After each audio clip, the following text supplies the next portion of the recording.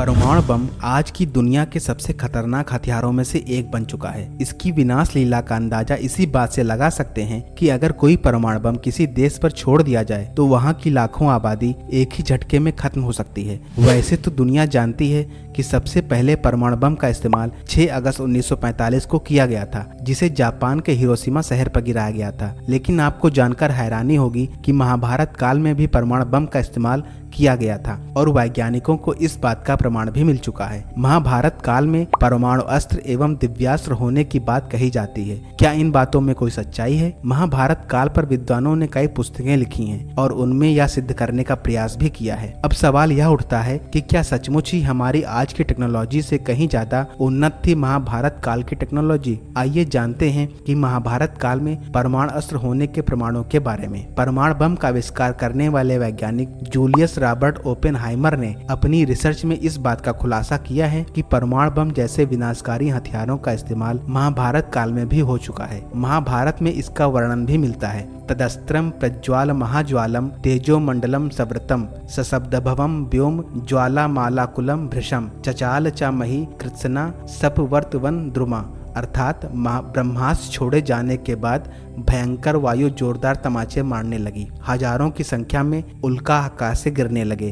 भूत मात्र को भयंकर महाभय उत्पन्न हो गया। आकाश में बहुत जोर से गर्जना हुई। आकाश जलने लगा। पर्वत अरण्य वृक्षों के साथ पृथ्वी भी हिल गई। हिरोशिमा और नागासाकी पर परमाणु बम छोड़ा गया था तब ऐसा ही हुआ था। सबसे पहले तेज चमक ने सभी को अंधा कर दिया। आधुनिक काल में जे रॉबर्ट ओपेनहाइमर ने गीता और महाभारत का अध्ययन किया। उन्होंने महाभारत में बताए गए ब्रह्मास्त्र की संहारक क्षमता पर शोध किया और अपने मिशन को नाम दिया त्रिनटी अर्थात त्रिदेव। रॉबर्ट के नेतृत्व में 1939 से 1945 के बीच वैज्ञानिकों की एक टीम ने यह कार्य किया। 16 जुलाई 1945 को इसका पहला परीक्षण किया गया था। इस रिसर्च के बाद ही वैज्ञानिक इस निष्कर्ष पर निकले थे कि महाभारत में जिस ब्रह्मास्त्र का इस्तेमाल किया गया था वो आज के परमाणु हथियार के समान ही शक्तिशाली था। शोध कार्य के बाद विदेशी वैज्ञानिक मानते हैं कि वास्तव में महाभारत में परमाणु बम का प्रयोग हुआ था। 42 वर्ष पहले पुणे के डॉक्टर व लेखक पद्माकर विष्णुवर्तक ने अपने शोध कार्य के आधार पर कहा था कि महाभारत के समय जो ब्रह्मास्त्र इस्तेमाल किया गया था वह परमाणु बम के समान ही था। डॉक्टर वर्तक ने 1969 से 70 में एक किताब लिखी स्वयंभू। इसमें उसका उल्लेख किया गया है। प्राचीन भारत में कहीं कहीं ब्रह्मास्त्र के प्रयोग किए जाने का वर्णन भी मिलता है। रामायण में भी मेघनाद से युद्ध हेतु लक्ष्मण ने जब ब्रह्मास्त्र का प्रयोग करना चाहा तब श्री राम ने उन्हें यह कहकर रोक दिया था कि अभी इसका प्रयोग उचित नहीं है क्योंकि इससे पूरी लंका साफ हो जाएगी। रामायण और महाभारत काल में ब्रह्मास्त्र सबसे खतरनाक हथियार माना जाता था। उस काल में कई योद्धाओं के पास ब्रह्मास्त्र थे।